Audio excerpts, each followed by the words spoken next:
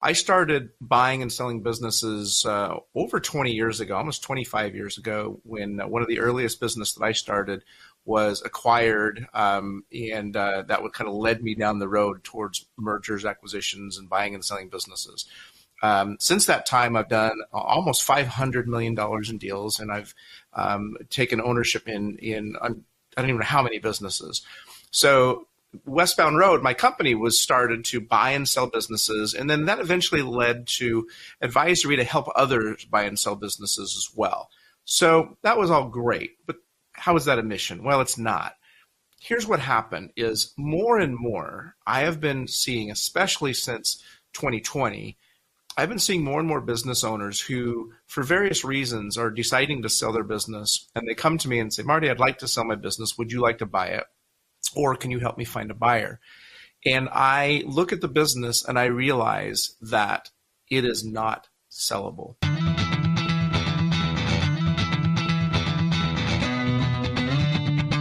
And now it's time once again for the show that gives glorious voice to 25 million business owners across the fruited plain. Radio Free Enterprise with Frank Fahncke.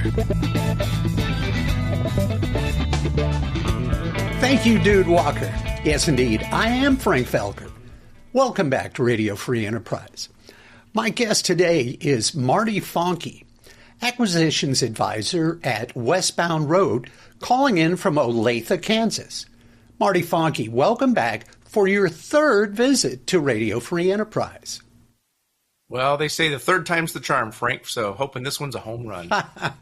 Well, you've been nothing but charming in your previous appearances, Marty.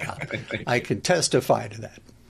Well, to our viewers and listeners, I want to let you know that today's episode is going to be a little unusual because Marty and I are announcing that we are joining forces to co-author a book titled Boomer Sells the Business, a step-by-step guide to cashing out and living large.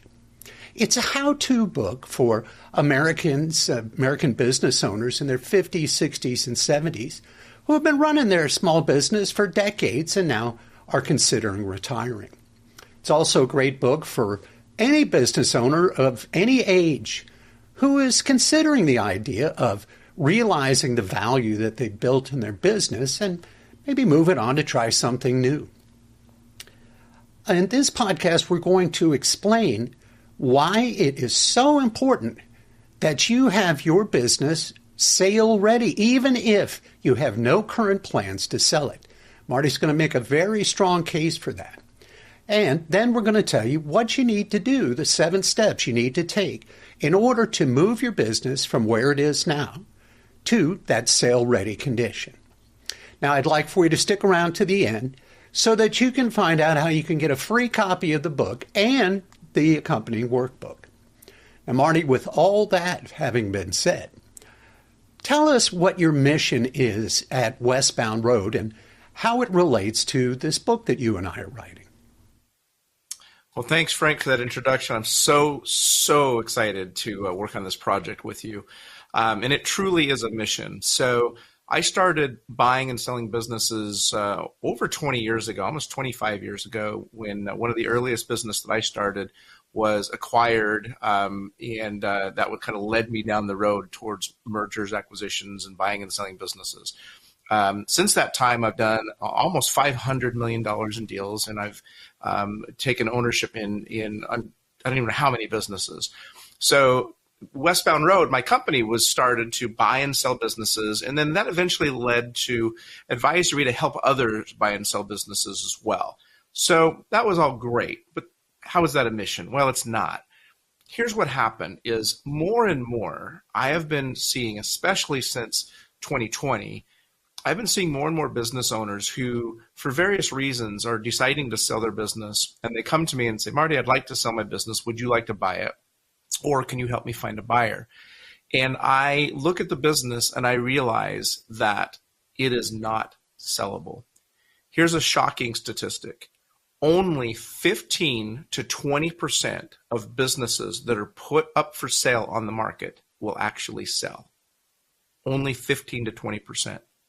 So that means 80 to 85% of businesses will not sell. The owners have to turn off the lights and walk away.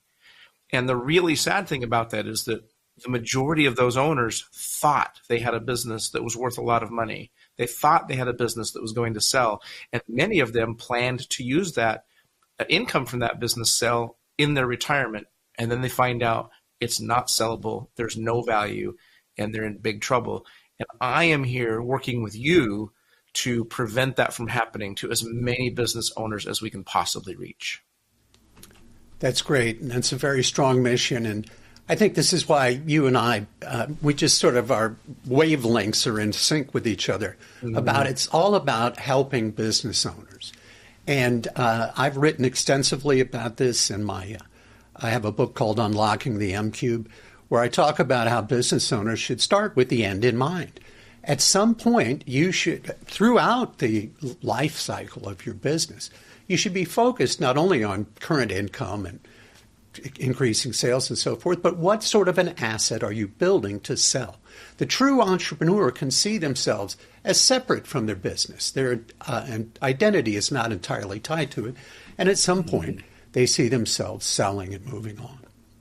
Now, that was a great explanation of what you do and how you came to this point.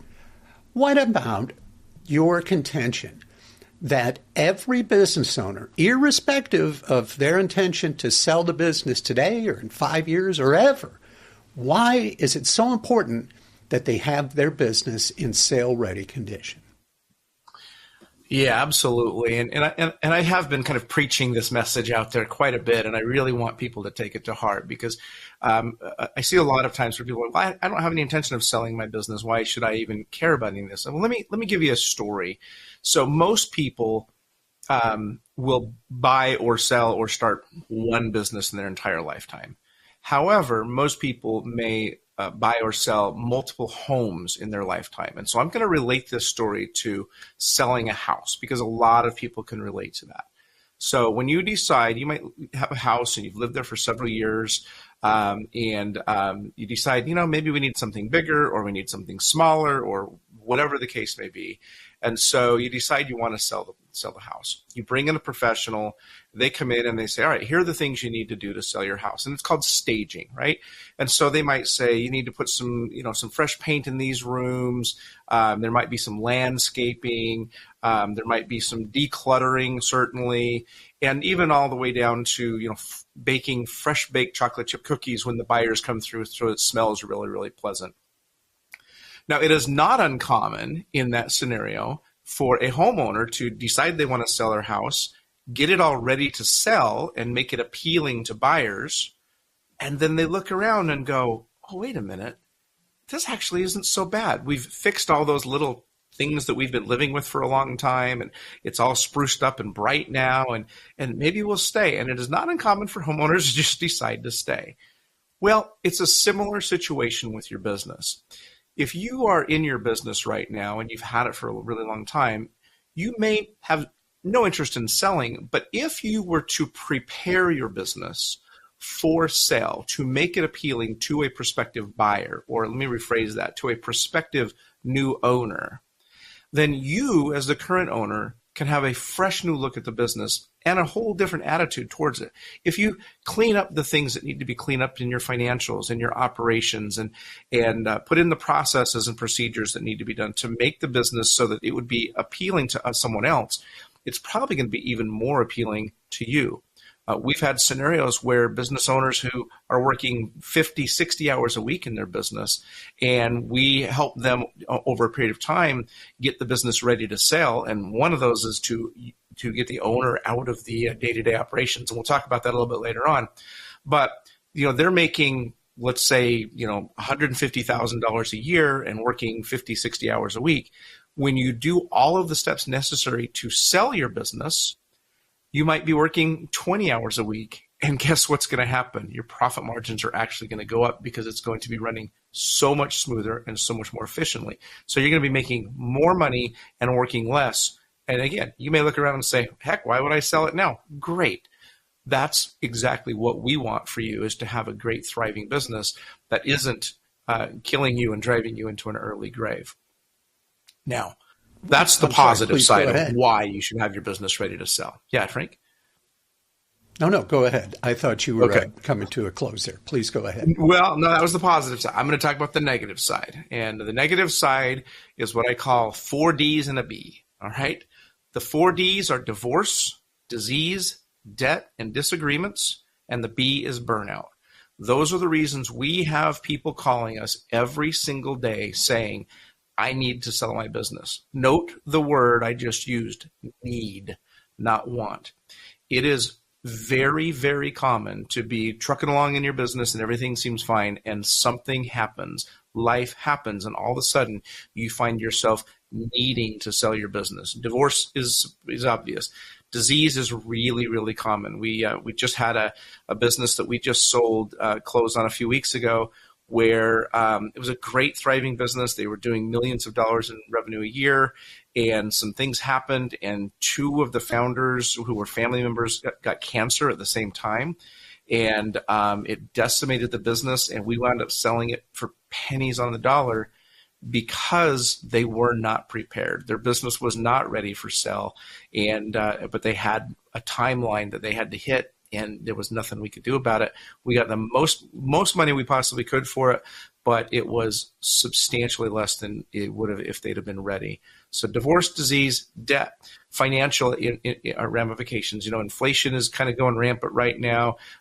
Taxes are getting higher. There's a lot of reasons. I just had a potential client call me the other day. They're in a lease in a downtown metropolitan city that has an 8% annual increase in their lease payment. Well, they have a 15% profit margin in their business. Guess what? At month 23, they have no profit in the business, and that's what happened to them. They're about to go out of business simply because of their lease payments. So things can happen financially that can prompt you to have to sell your business. Disagreements is the fourth D. Partnerships. A lot of businesses have partnerships, whether that's a family business with family partners or outside partners. Unfortunately, kind of related to divorces, bad partnerships can be as bad as a divorce in a business and necessitate a sale of all or part of the business. We see it all the time. And then last, but certainly not least, is the B, burnout. We see a lot of business owners who contact us and say, I've had the business for 7 years, 10 years, 12 years, and all of a sudden I have just hit a wall and I am burned out. The scary thing about the burnout thing is that once somebody is burned out, we notice a very rapid decline in the business. The revenues start going down, the employees start getting unhappy, profits go down, and all of that impacts the valuation of the business. So if you are experiencing burnout or you're even close to experiencing burnout, you really need to think about selling immediately, because waiting will probably cost you a lot of money. So the 4Ds and the B are more reasons why you should always have your business ready for sale, even if you don't plan on having it sold. We don't plan on having a fire, but we have fire insurance. We don't plan on getting into a car accident, but we have car insurance. You don't plan on wanting to sell your business, but things may happen that will force you there, and you want to be prepared. Another thing that can happen is something like the pandemic, something completely out of the blue that nobody saw coming. Another thing that can happen is technological revolutions. 3 times my businesses have been, I think, decimated, might be a little strong, but certainly strongly negatively impacted. I was in the printing business, and along came CD-ROMs and then the internet. I was in the .com business, and along came the .com bubble bursting. I was in the real estate business, and along came the financial crisis. And you need to be prepared for that, and perhaps take a step away before that type of thing happens. You made the analogy to buying and selling homes. I have a very close person to me who owned a home in Hurricane Alley in Florida, and they just dodged a bullet with Hurricane Ian. So many of the homes all around them were completely, the whole place was like a flat top, but not their home. And they rebuilt or repaired, and then they decided, you know what, we love this house. We've lived here for 20 plus years. We're selling. We're moving on.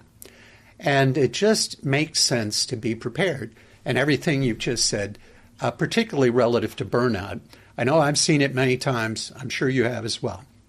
Oh, yeah. The owner doesn't show up to work till 11 o'clock or noon. They mope around. They don't do the things they need to do. And that type of negativity is contagious. And as you say, so they're not marketing as actively. They're not out there beating the bushes looking for business. Things just start winding down. And before you know it, the value of your business is not nearly what it might have been. Now, before we move on to how you move your business from where it is today to sale-ready condition, I'd like you to speak to what it is that the valuation of your business is based upon. And before you answer that question, I'm sure you would agree that many business owners think, oh, well, it's our top-line sales, or we got $1 million worth of equipment on the floor, or we got a 10-year lease on this space, or whatever it is. What is it actually that you wanted to use the expression new owner instead of buyer? What is it that they're really looking for? Yeah, absolutely. So, and actually, we're going to talk about the 7 things I recommend you do to get your business ready for sale. And this topic is number 6, because for the most part, in general, businesses are valued based on the profit. There's a hugely broad misconception out there that businesses are valued based on revenue, and that is simply not the case.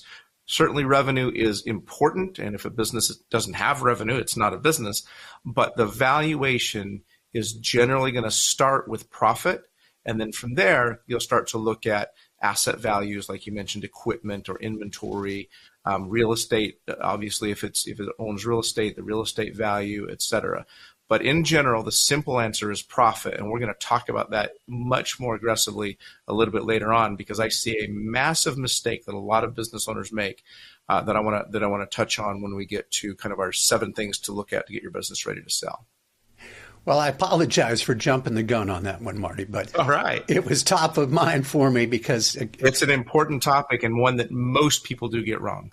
Yes, and there's a thing, and if what I'm about to say, dear viewer or listener, you've never heard before, I strongly suggest you Google this expression, net present value of projected future income streams.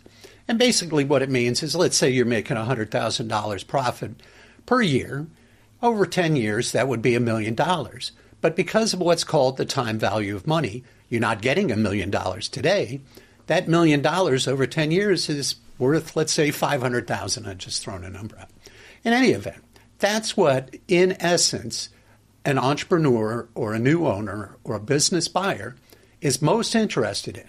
What type of profits, income am I going to be able to generate with this asset, the business that you have? Okay, let's move on then. Let's start with the 7 things every business owner needs to do to get themselves or get their business from its current state to sale-ready condition. What's number 1, Marty? All right. Well, these are not in any particular order of importance or timeline. They're just order that I put them down in. So they're all important. They're all critical. So I'll start with the first one, which is your financials. We see time and time again where businesses have financials that are either inaccurate or incomplete or just an absolute mess.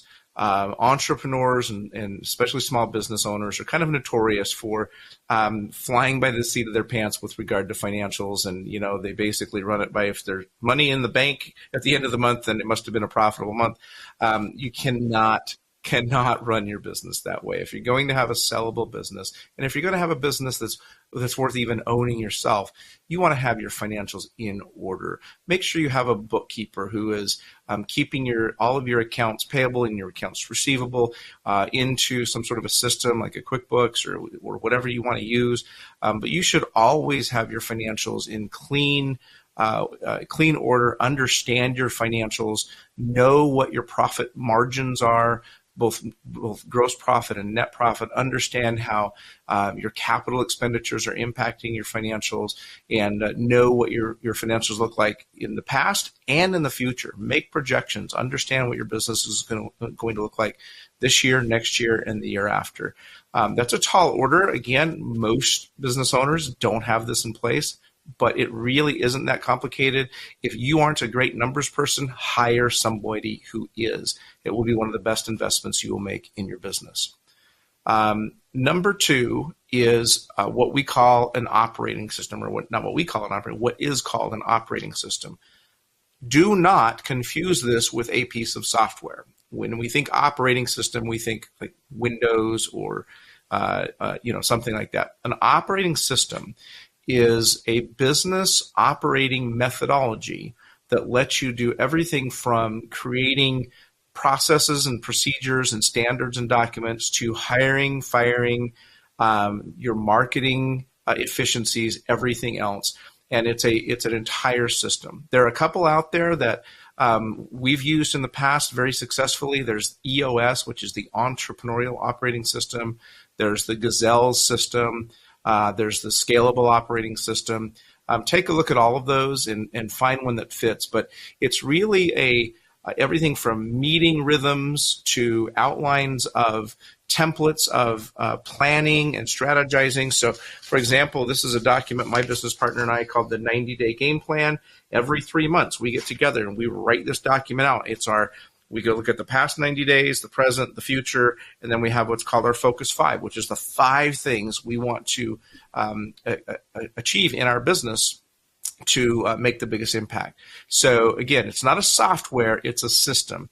And if you have an operating system in place, it's going to make your business so much smoother to operate, so much easier to operate, and most importantly, so much better for a new owner to be able to take over and step right in and operate easily and profitably. Number 3 thing you need to do to get your business ready to sell, and it's tied to an operating system in most ways, is what we call owner exit. And when we say owner exit, that doesn't mean the sale of the business. That means the owner exiting themselves from the day-to-day operations of the business. There's a saying from one of my mentors, Ryan Dice: the more valuable you are to your business, the less valuable your business is. What does that mean? Think of it as an old-time wagon wheel with the hub in the middle and all the spokes going out to support the wheel. If you as the business owner are the hub and all of your team are the spokes and everything surrounds you, everything has to go through you, that is a business that is probably not sellable because you are the business. All of the things that are in your head are the business. And so you need to work on exiting yourself from that business so that it is not dependent solely on you. If you're working 50 to 60 hours a week in your business, it may be a non-sellable business. So you need to exit yourself from the business. Part of doing that is implementing an operating system so that all the things that are in your head can go out and be documented and procedures built and processes built, and your team can be hired and trained so that they can do the things for you without you having to be present every single day. The 4th thing to look at is identify a buyer and build your business to suit them. So, for example, let's say you have a plumbing business and you are thinking maybe we'll sell in a couple of years. Who's going to buy that plumbing business? There's a couple of different options. There's an entrepreneur who's maybe a plumber now who has a business, and they're one guy in a van, and they have visions of growing their business. And your plumbing business has 3 or 4 plumbers, and it's you as an owner are above the business, right? You're no longer out, unclogging drains. You are running the business, not out in the field. And so that entrepreneur looks at you and says, I want to be like you. And instead of trying to grow their business, which can be really hard, they buy your business. That's one type of buyer, an entrepreneurial buyer. Another type of buyer may be what we call a strategic or roll-up buyer. There are national organizations of plumbing national chains and brands that are out gobbling up and buying plumbing businesses to acquire, and so they have a local presence in every metropolitan area and under a national brand. That's another kind of buyer. That's called a strategic buyer or a roll-up buyer. Identify who you feel you would want to sell your business to, and start to build, understand what their needs are, what are their desires, what do they want to buy, and build your business to match them. It's going back to the house analogy. If you wanted to put your house on the market, if you identified that somebody wanted to buy a house with purple walls, you wouldn't normally think, I'm going to paint my house with purple walls. But if you knew beyond a shadow of a doubt that the perfect buyer out there really, really wanted purple walls, you'd paint the walls purple. And it's a similar thing here. Every buyer or buyer segment has specific things they're looking for. And if you can start to understand what your future buyer is wanting, then you can start to build your business toward that. Now, number 5 is to understand your valuation target. One of the toughest jobs I have, and I have to do it almost weekly. Well, I do it weekly. I was going to say almost daily, but I do it weekly, is to talk to a business owner who needs or wants to sell their business. They have a number in mind that they believe it's worth, the value, and we talked a little bit about this before, and then I have to break them the news that it's not even close. They may think it's worth $2 million, and I may look at it and say there is in no world possible is it worth $2 million. It's worth $400,000. I hate that conversation, and unfortunately, I have to have it all the time. So I highly recommend that you get a valuation of your business now, so you understand where it is now, and you can do the steps to get it where you want it to be. So the problem is a lot of people call me and say, I want to sell my business, next month, and there's no time to fix anything, and the value is the value. But if you contact earlier or start the process earlier, there's more time to fix it. Bullet point number 6, or step number 6, I have bullet points on my notes right here. Step number 6 is the one you talked about, profit. So a business is valued primarily based on the profit or cash flow. How much money is it actually making? And there's a variety of reasons for that. One, you mentioned the cash flow. The other big reason is debt.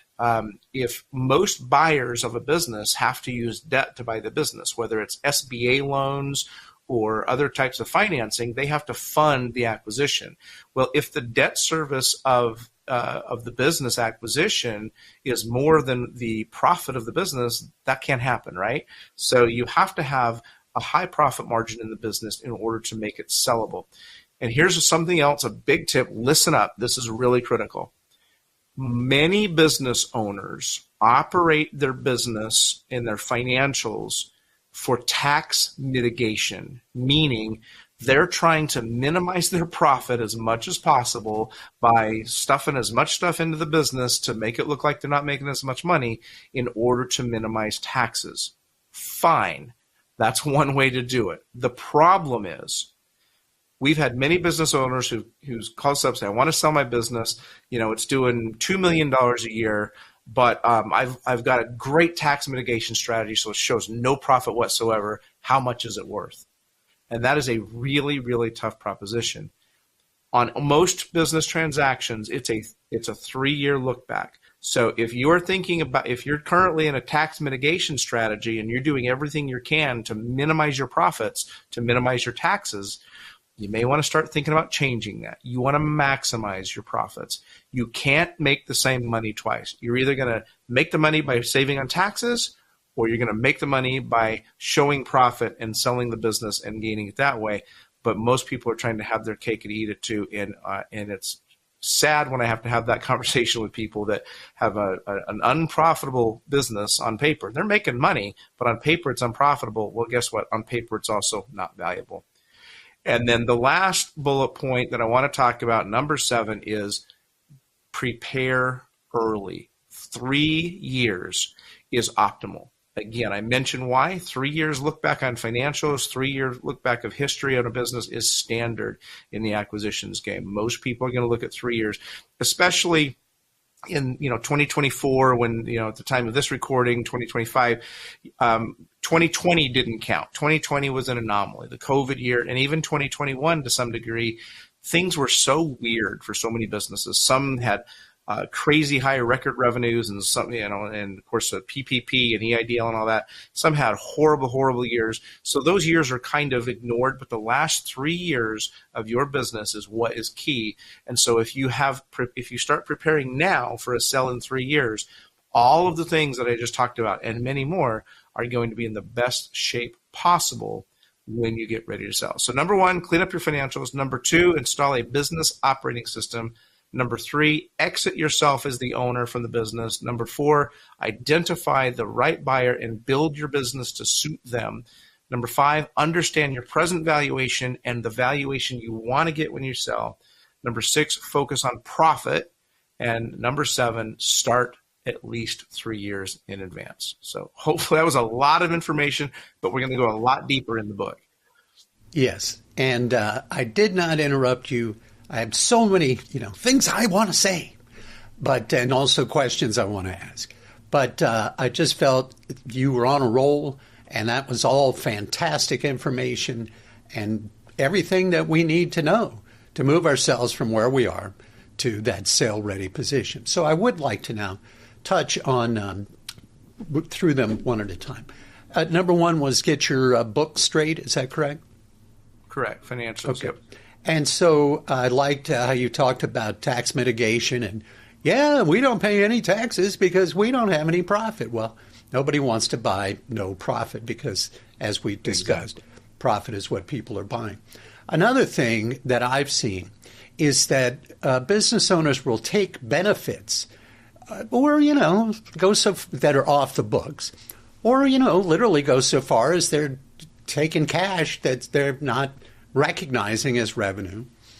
And that's great. And maybe it helped you build the house that you've got and everything. But, you can't sell that.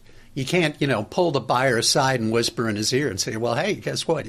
We take 5 trips to Tahiti every year and it's all on the business, that kind of thing. So you need to make sure that all your off-book transactions are put on the books.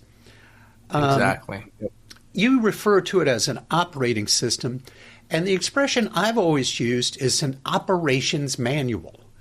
And I use the example of what you get if you were to spend however many millions of dollars it costs to buy a McDonald's franchise just so you can work 70 hours a week and make $160,000 a year. But they do have a book. Everything you do from the moment you unlock the door and turn on the lights until you turn off the lights and lock the door. And that's the kind of thing you're talking about, right? As you mentioned, how you hire, how you fire. Mm-hmm. Yeah, exactly. If you were to buy, and I'm gonna have to steal that from you in the future, Frank, because that's actually really brilliant. Like, all of this, every step of every process has been figured out how to do it best. And it's replicatable, right? And that's what you need to have in your business. And so I don't like to call it a manual or a book because people then kind of picture a literal manual in a book, which I'm talking about something even more. Like I said, it even involves, well, I guess they are in the manual. I guess, we talk about like how often do you have, team meetings? How long are the team meetings? What are the agenda for? I guess it all is in there. Yeah, that's actually a really good example is a franchise operations manual. If somebody was going to buy your business as a franchise and you just handed them books and here, go start the exact same thing, that's what they really need. It's brilliant. Well, and then that's, the turnkey business. Mm-hmm. Here's the key. Here's the book. Have fun. And so that's that. It's phenomenal. Now, when we talk about cleaning up the books or cleaning up the financial books and putting together the operations book, do you find that you get pushback from business owners about that? That sounds like a good idea, but it also sounds like a lot of work, Marty, and I'm not sure I really want to go through all that. And so 2 questions on that. Do you hear pushback? And if and when you do, or whether you do or not, can you help people make it easier for them to get these things done?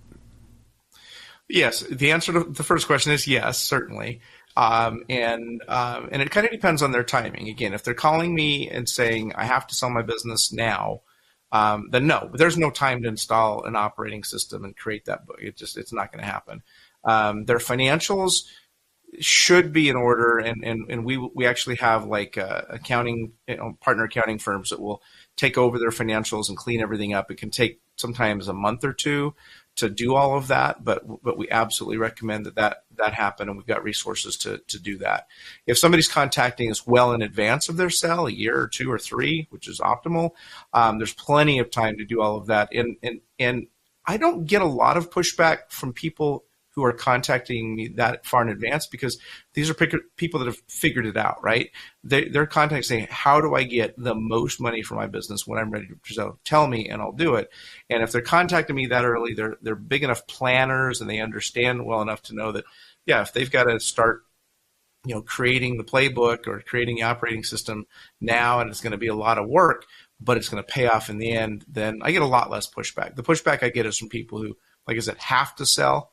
And I say, well, look, we can't. We've had some businesses we've literally had to walk away. We're like, your financials make no sense. They're an absolute mess. We have to have them proper, or we can't sell your business. We've had some who's like, well, they are what they are. You have to do it. We won't even. No, we don't have to deal with them. Yeah, we don't. And then we have others who we say, look, your financials are a mess. We're going to have you go to our accounting, partner accounting firm, let them get everything in order, and then we'll put you on the market.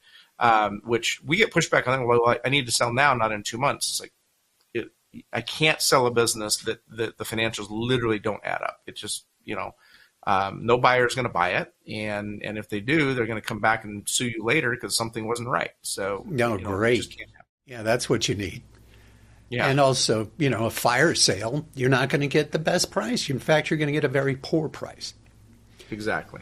Okay, I don't remember which number it was, but I believe you referred to it as exiting the owner. Was that the expression? Number 3, owner exit. Yep. Okay. So one of the things that I talk to business owners I consult with about is I'll ask them honestly how many days a week they work. And I'm sure you hear it. I work every day, Thank God it's Friday. There's only 2 work days left till Monday. And a lot of them. They just, anyway, they feel compelled, for whatever reason, that's what they're doing. And it's part of what they see as their role as an entrepreneur, is to be hardworking, and more hardworking than, some schlub that's clocking a check on a 9-to-5 job. Mm-hmm. But what they don't understand is exactly what you said, that what they're really doing is in the E-myth, is they're just managing the business. They really bought themselves a job. They're not an entrepreneur. And so what I encourage people to do is take a long weekend once a month and then take an entire week off. Now, of course, that requires you to prepare your people and your systems and all that jazz, people and processes, to be able to do that, which means empowering people and giving both responsibility and authority. Anyway, we could spend a lot of time on that. But the ultimate thing, in my opinion, is if you can take 1 full week of vacation every quarter, then you are now at least very close to the point of being able to exit or sell the business. And I'll let you respond to this after I tell this great story. I know a really successful entrepreneur, his great American dream story, came to the U.S. as an immigrant, $100 in his pocket, blah, blah, blah. Now he's got a multi-million-dollar home services business that's actually being franchised. And I mean, they are selling these things like hotcakes. Right. Anyway, he told me, or I overheard him telling somebody else, that he had everything set so well that all he had to do was come into the shop at 9 o'clock every morning and yell for a half an hour, and then he could go home. Well, he's almost there, but not quite. Well, he was kidding. He's not a yeller. And he's got people who've worked for him for 15 years because he's totally focused on his employees and his customers, and everybody knows it, and that's why his business does so well. But anyway, so how would you... Any thoughts about like phases we could go through from working 7 days a week, 100 hours a week, to 4 vacations a year, to, showing up at 9 o'clock and yelling for 30 minutes? Phase 1 is believing it. You touched on it earlier. Entrepreneurs believe that if they aren't working 50, 60 hours a week, they aren't an entrepreneur. They have to believe that their business can operate without them. And that's often the most difficult phase, because if they can't get there, then they can't do the steps to get them where they need to be. So you've got to believe that your business can operate without you. Now, when we're talking about that, I want to make it clear, we're talking about an actual business with employees and team and infrastructure. If you are a solo entrepreneur and you are the only person in your business and you are the only source of revenue, then obviously you right now certainly can't work your way out of the business. And also, by the way, that's a business with almost no value, because if you stop working, the business falls apart. That is not a business. So I am talking about businesses that actually have some sort of team infrastructure.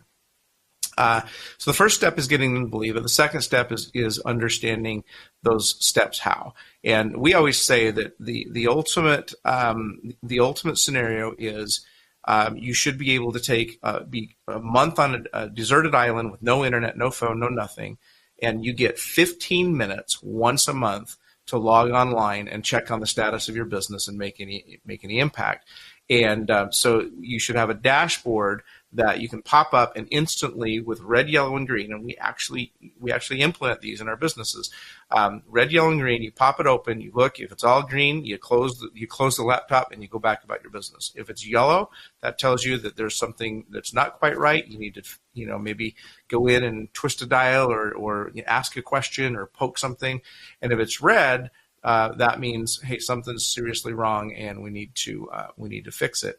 And so from point A of 60 hours a week to point Z of 15 minutes a month, which is the ultimate goal, there are a lot of steps in there, but I generally recommend starting with bringing in some help.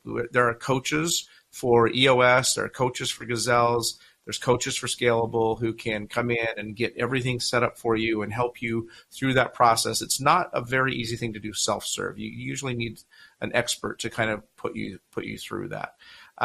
But again, first step is just believe it can be done.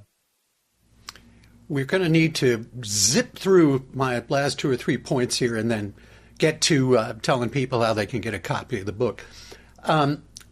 You mentioned Roll-Ups, a company that's going across the country and buying up plumbing companies and that kind of thing. This is something that people really need to be aware of and find out what the status is in your industry. Is your industry currently hot for roll-ups? And what is it that type of buyer is specifically looking for? A large company that knows how to acquire a company like yours and has done 100 deals just like you in the last 5 years could be somebody you want to deal with. I'm sorry, We're not going to have time for us to go into that, but perhaps we can do that on a follow-on. We'll do that in the book. Absolutely. Also, you talked about how people always believe that their business is worth more than it is. It's been my experience that generally for each owner in the business, we'd like to get $1 million. That each one of us would like to walk away with $1 million. And generally that's not going to happen. And then the last I did have one business owner last year, by the way, who told me how much he wanted to sell his business for. And I vividly remember this because I said, that's way too cheap. I can get you twice that. Wow. He was like, oh, okay. And I did get him twice that. But that's one in the last 5 years that I've had where he actually was like, oh, yeah, your expectations are a little bit too low. I was going to say that. I've never heard anybody that happen. He gave me a great testimonial, too. I bet he did, too.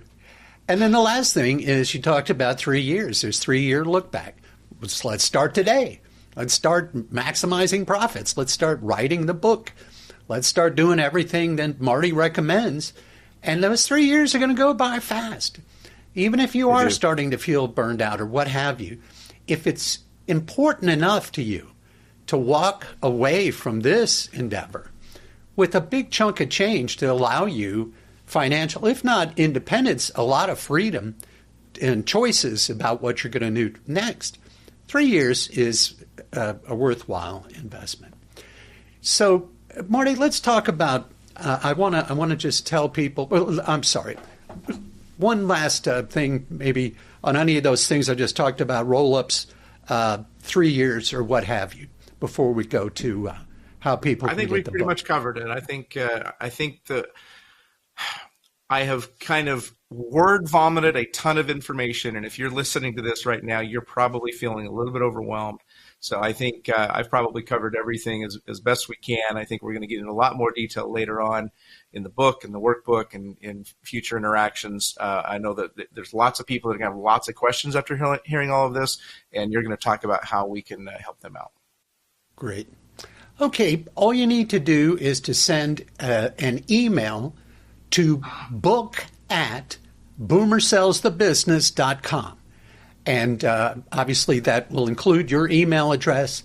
It would also be excellent if you included your shipping address and your phone number if we end up, I'm not sure how we're going to ship them, but certain shipping companies like to have the phone number in case there's some problem with the shipment. And we'll send you the book when it comes out. And right now, as we're recording this, it's the day before Independence Day. It's July 3rd, 2024. And we're looking to have the book come out in late August or perhaps mid-September of this year. So, but you can go ahead and register there now, and we'll get you the book when it comes. And then the last thing is, Marty, I know that you, in some cases, obviously you consult to people about selling their businesses. Would it be all right if I put a link in the show notes, and whether it's on Facebook or LinkedIn or wherever somebody, YouTube, might be seeing this video, where people could schedule a meeting with you at no charge? Absolutely. Well, my step number 5 of how to prepare your business to sell is to understand the current value and then how that relates to your needed value. So the best way to understand the current value is, let's get together. We can put a rough valuation together for you free of charge. You need to know what that number is so that you know how to plan for it. And happy to do that or answer any questions you've got from this interview. So go ahead and put a link on there. You can get on my calendar. We'll start with just a 15-minute brief kind of chat, and then I'll give you the information you need as best I can, and then from there we can decide if we work together longer term, or if you just needed that question answered. Happy to do that as well. I'm here to serve. My mission is to just get the wheels turning and get people thinking about what this looks like for their life, as far as exiting their business. And I want to be able to provide that service to the community of listeners and readers. That's great. And I can tell you, folks, because I've known Marty for quite a period of time, he means what he's saying. He really is committed to helping you get the most for your business. And I am the same way relative to helping you in every aspect of your business, because I feel I'm, entrepreneur through and through. It's in my blood.